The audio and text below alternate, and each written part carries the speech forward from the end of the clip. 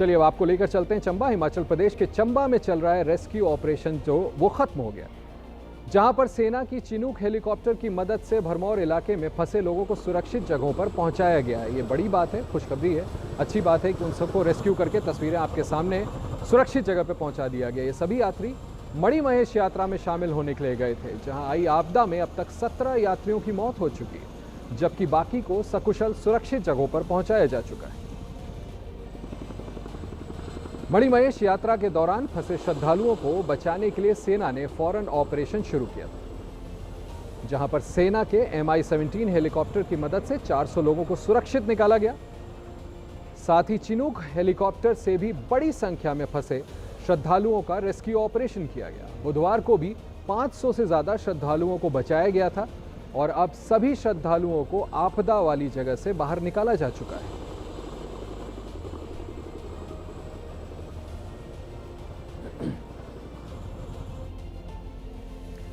Western air command की खबर आपको बताता हूं। भारतीय वायुसेना की वेस्टर्न एयर कमांड की ओर से एक वीडियो जारी किया गया, जिसमें दिखाया गया है कि कैसे वायुसेना के तमाम जवान हिमाचल में आई आपदा के बीच लोगों की मदद करने में जुटे हुए हैं। वीडियो में दिखाया गया है कि एयरफोर्स की ओर से लगातार रेस्क्यू ऑपरेशन चलाया जा रहा है और आपदा के बीच फंसे लोगों को सुरक्षित स्थानों तक पहुंचाया जा रहा है। साथ ही जिन इलाकों में सड़क का संपर्क टूट गया है, वहां पर वायुसेना के जवान राशन पहुंचा रहे हैं, ताकि यहां पर रहने वाले लोगों को दिक्कतों का सामना न करना पड़े।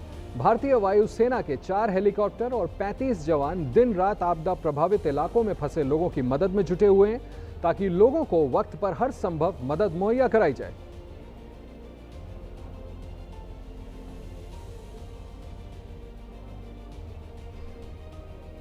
अब खबर राजस्थान के उदयपुर से। राजस्थान के उदयपुर में एक स्कूल बस के पानी में फंसने की वजह से हड़कंप मच गया, जहां पानी में फंसी स्कूल बस के अंदर करीब 30 बच्चे सवार थे जो घर जा रहे थे। लेकिन तभी एकलिंगापुर ब्रिज के पास से गुजरते वक्त ये बस पानी में फंसकर बंद हो गई, जिससे छात्र छात्राओं में हड़कंप मच गया।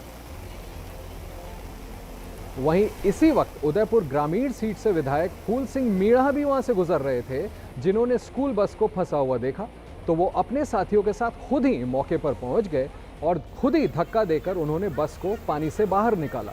विधायक और उनके साथियों की मदद से बस को निकाले जाने के बाद बच्चों ने भी राहत की सांस ली, जो पानी के बीच बस फंसने की वजह से काफी खौफजदा हो गए थे।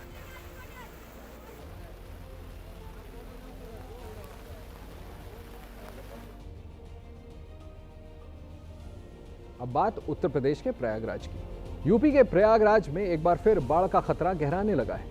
गंगा और यमुना दोनों नदियों का जल स्तर लगातार बढ़ रहा है, जिससे एक बार फिर से कई इलाकों में जल भराव का संकट पैदा हो सकता है। इस साल 5वीं बार बड़े हनुमान मंदिर के गर्भगृह में नदियों का पानी प्रवेश हो गया, जिससे लोग हैरत में पड़ गए। हालांकि श्रद्धालुओं के लिए यहाँ पर दरअसल गंगा और यमुना दोनों नदियों के उफान की वजह से ये हालात फिर बिगड़ते नजर आ रहे हैं। दोनों नदियों का जल स्तर फिर से बढ़ने लगा है, जिसकी वजह से तटवर्ती इलाकों में पानी घुसने का खतरा फिर से मंडराने लगा है। ऐसे में प्रशासन भी अलर्ट मोड पर आ गया है, जो बाढ़ नदियों के बढ़ रहे जल स्तर की लगातार निगरानी कर रहा है। साथ ही बाढ़ चौकियों को भी अलर्ट किया जा रहा है, ताकि किसी भी हालात से निपटा जा सके।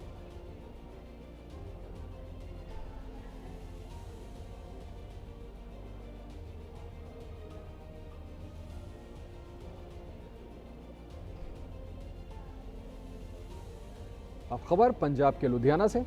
पंजाब के लुधियाना में सतलज नदी का जलस्तर तेजी से बढ़ रहा है और इसकी वजह से इलाके के लोग हैरान परेशान हो रहे हैं। हालात इस कदर खराब हो गए हैं कि सतलज नदी का पानी खेतों को काटता हुआ नए बांध तक पहुंच गया है, जिससे ग्रामीण दहशत में दिख रहे। ग्रामीणों को इस बात की फिक्र सता रही है कि अगर नदी के पानी में बांध भी बह गया तो फिर यह पानी गांव का रुख कर ले, जिससे उनके आशियाने भी तबाह हो सकते हैं। वहीं एक ओर नदी का बहाव लोगों की परेशानी बढ़ा रहा है, तो दूसरी ओर बीच बीच में ही हो रही बारिश से लोगों की मुश्किलें और बढ़ती जा रही हैं।